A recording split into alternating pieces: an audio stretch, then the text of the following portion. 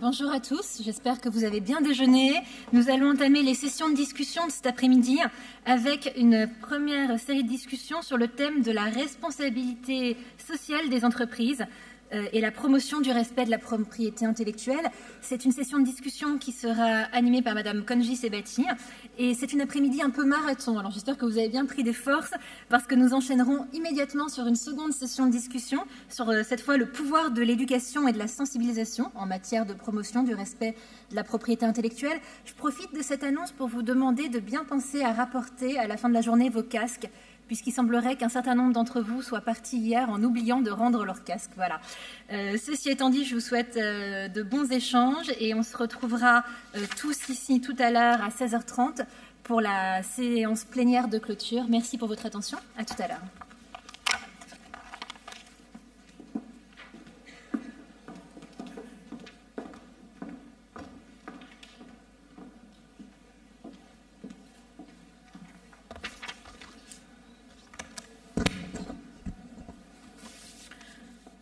Good afternoon, ladies and gentlemen, excellencies.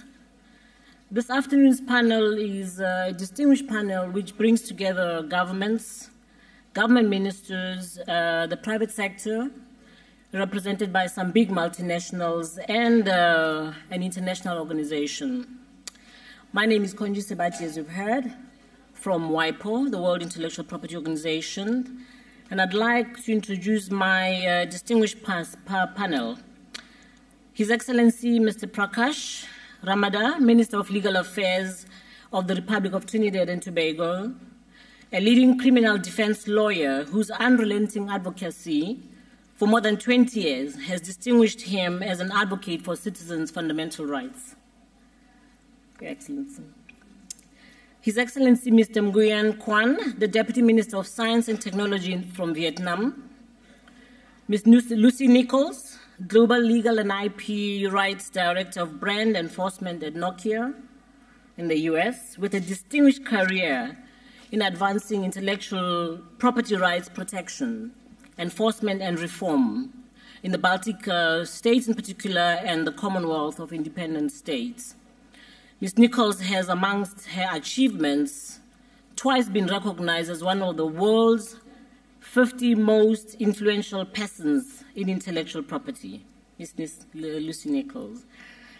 On our program, you have Ms. Julia Tommaso from Unilever, but she is unfortunately not able to be with us, but she's going to be ably represented or replaced by Mr. Nick Hart, who is the Brand Protection Director for Unilever almost for all of the world. If you cover Africa, Middle East, Asia, Eastern Europe, what's left? He has traveled in and worked actually in more than 60 countries in the past 10 years. Our other speakers, Mr. Ichiro Kawamura, General Manager of the IP Division of Honda Motor Company, and the Managing Director of the Japan Intellectual Property Association, or JIPA. Last but not least, Ms. Louise van Grunen, a former advocate of the Supreme Court of South Africa, of the Republic of South Africa, and she's the Director of the Building Respect for IP Division at WIPO. The objective of this panel is to explore the relationship between corporate social responsibility, or CSR as popularly known, and the protection of IP, and to unpack, if I may use that word, to unpack the development of partnerships between governments and investors with CSR policies directed at sustainable development. We know that sustainable development does not focus solely on environmental issues.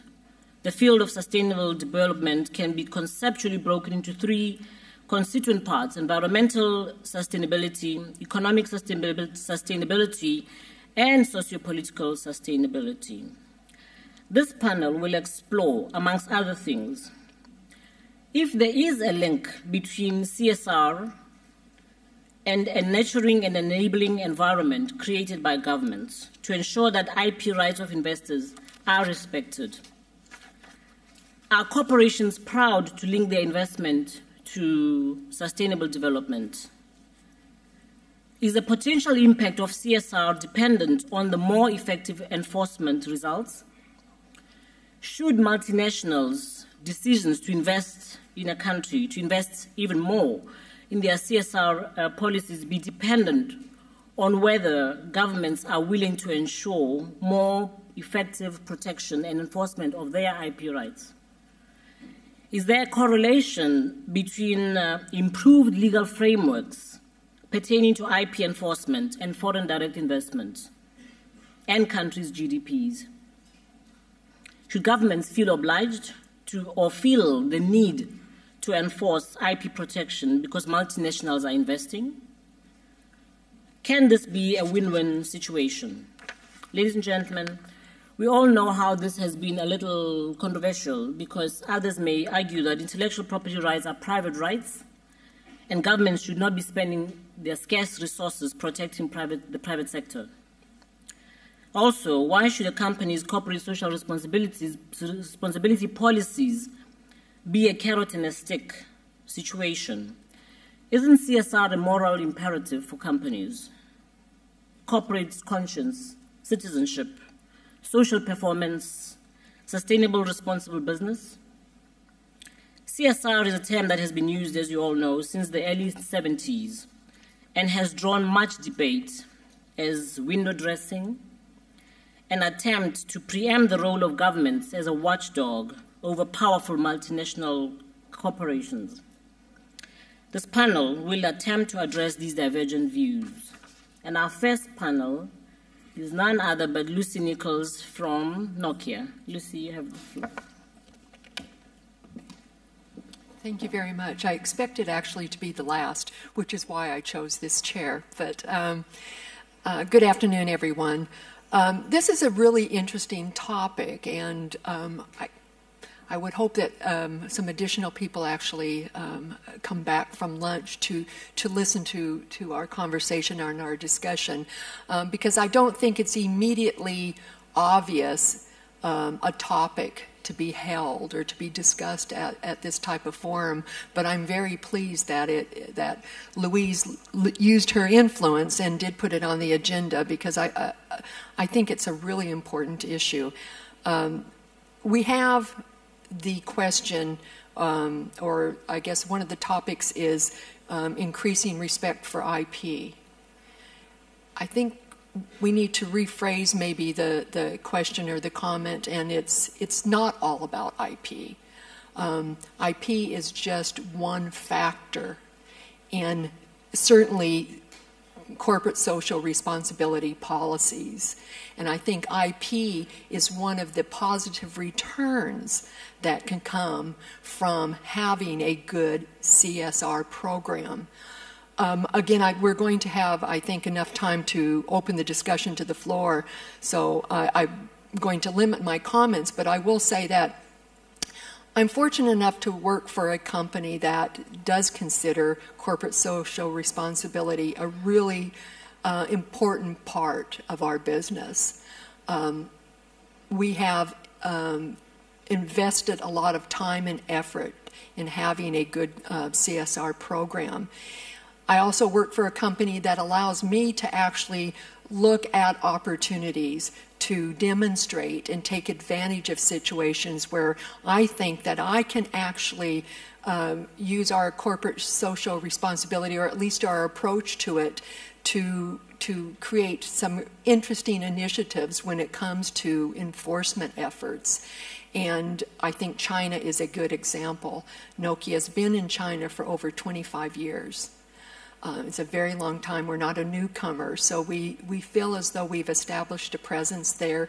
We feel a very big part of the local and the regional and the national community.